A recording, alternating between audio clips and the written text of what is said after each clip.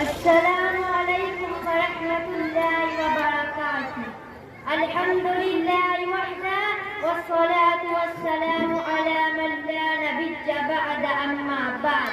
فاعوذ باللہ من الشیطان الرجیم. بسم اللہ الرحمن الرحیم. وَأَوْفُوا بِالْعَهْدِ إِنَّ الْعَهْدَ كَانَ مَسْئُولًا. معزز سامعین و سامعات، انسان مدنی الطبع ہے. اس دنیا میں زندگی گزارنے کے لیے وہ اپنے جیسے دوسروں سے تعلقات اور میل جول رکھتا ہے. رشتہ داری، لین دین، تجارت و کاروبار اور تمام چیزوں کا دار و مدار اچھے اعتماد اور بھروسہ ہی پر ہوتا ہے. یہ نہ ہو تو پھر نفرتوں، بدگمانی اور لڑائی جھگڑے کے حکمرانی شروع ہو جاتی ہے. اس طرح انسانی معاشرہ فتنہ و فساد اور تباہی کے دہانے پر پہنچ جاتا ہے. بے اعتمادی کا ماحول پیدا کرنے والی چیزوں میں سب سے خطرناک حد شکنی اور بے وفائی ہے. دنیا کے تمام ادیان و مذاہب کا اس کی خرابی اور برائی پر اتفاق ہے. بلاملی طور پر اس کو پرکھا جائے یا نہ پرکھا جائے، لیکن مذہب اسلام نے اپنے ماننے والوں کو اس کی جانب خصوصی توجہ دلائی ہے اور مختلف پیغام میں سے دور رہنے کی تاکید کی ہے.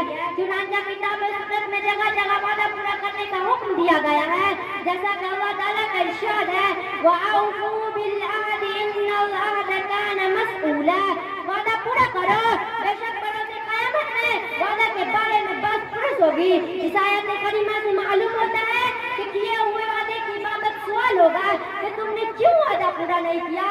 اور ایک مقام پر فرمایا وَأَوْفُوا بِعَهْدِ اللَّهِ إِذَا عَاهَدتُّمْ. اور اللہ کے عہد کو پورا کرو جب کہ تم اس سے عہد کر چکے. معزز سامعین و سامعات، حدیث کے اندر جو شخص عہد و پیمان کو پورا نہیں کرتا اسے بے دین کہا گیا ہے، جیسا کہ نبی صلی اللہ علیہ وسلم کا ارشاد ہے آیۃ المنافق ثلاث اذا حدث كذب واذا وعد اخلف واذا اؤتمن خان. منافق کی تین نشانیاں ہیں: جب بات کرے تو جھوٹ بولے، جب وعدہ کرے تو وعدہ خلافی کرے، اور جب اس کے پاس امانت رکھی جائے تو خیانت کرے. اسی لیے بدعہدی کرنے والوں سے دین کی نفی کی گئی ہے، جیسا کہ ابھی آپ نے حدیث سنا وَلَا دِينَ لِمَن لَا عَهْدَ لَهُ.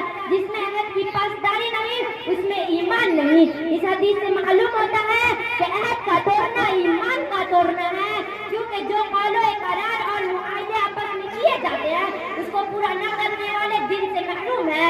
جیسا کہ رسول اللہ صلی اللہ علیہ وسلم کا ارشاد ہے لِكُلِّ غَادِرٍ لِوَاءٌ يَوْمَ الْقِيَامَةِ يُقَالُ هَٰذِهِ غَدَرَةُ فُلَانٍ. اور بے وفائی کرنے کے لیے قیامت کے دن ایک جھنڈا ہوگا اور کہا جائے گا یہ فلاں آدمی کی بے وفائی کا جھنڈا ہے.